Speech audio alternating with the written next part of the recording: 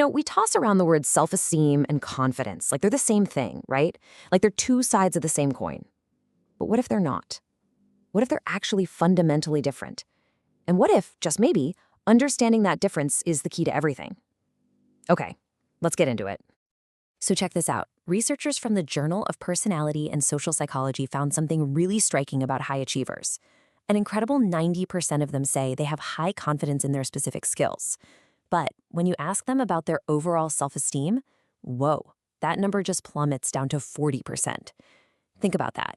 They can absolutely kill it in a presentation, but deep down they might not even feel worthy of the applause. So that's the big question here, isn't it? Why is there such a massive gap? How can somebody be so incredibly sure of what they can do, but so unsure of who they are? Well, to figure this out, we've got to break these two ideas down to their core. All right, first up, self-esteem. I want you to think of this as the absolute foundation of you. This isn't about your abilities or your accomplishments. It's about who you believe you are at your very core. It is the bedrock of, well, everything. Here's the most important part. Self-esteem is your own private internal judgment of yourself. It's that deep-seated feeling that you are worthy of love, respect, and happiness, and this is key, completely separate from what you achieve or fail at. It's that feeling of just being enough. There's this fantastic analogy that compares our personality to a skyscraper. Your skills, your job, your relationships, that's all the shiny stuff people can see. But your self-esteem, that's the deep, massive underground foundation holding the entire thing up. And if that foundation is cracked, the whole building is at risk. And what's that foundation made of? Well, it's these core building blocks. It's about the meaning you give your own life, your sense of who you are, your identity, the mental image you have of yourself, and the fundamental concepts you believe about the person you are. These are the pillars holding up that entire structure. Okay, so now let's switch gears and talk about confidence. If self-esteem is that deep, stable foundation, then confidence is the crane, the tools, the machinery you use to build that skyscraper, one floor at a time. It's all about action. And this is the game changer right here. Confidence isn't some general, all-encompassing feeling. It's specific. It's situational.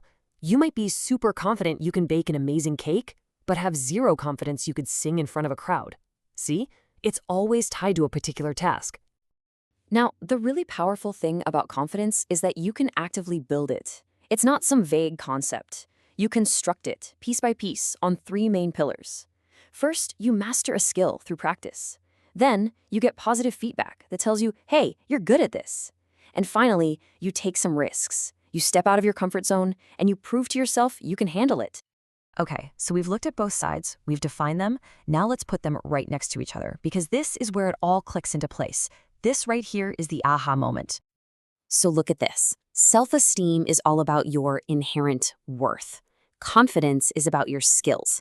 Self-esteem is really an emotional thing. It's how you feel about you. Confidence, that's practical. It's what you believe you can do. And maybe most importantly, self-esteem is pretty stable. It doesn't change day to day. Confidence, though, it's all over the place. It can soar after one success and then totally crash and burn after one failure. So the big question, why does any of this actually matter? I mean, who cares about the definition? Well, because understanding this relationship is absolutely essential if you want to grow as a person. It's about building a stronger, more resilient you. See, they aren't the same, but they are totally intertwined. It's a two-way street. When you have a strong sense of self-worth, that high self-esteem, you're way more likely to try new things and take risks, which, guess what, builds your confidence. But it works the other way too. If your confidence gets knocked down over and over again, that feeling of constant failure can actually start to chip away at your foundational belief in yourself. And the real-world impact of this is just huge. With solid self-esteem, you can take a risk without being terrified that failing will destroy you. At work, it helps others trust you and gives you the security to put your wildest ideas out there. And in your relationships, it's what gives you the power to set healthy boundaries because you actually believe you deserve them. So, look, if you only remember one thing from all of this, let it be this right here. Self-esteem is your foundation. It's got to be solid.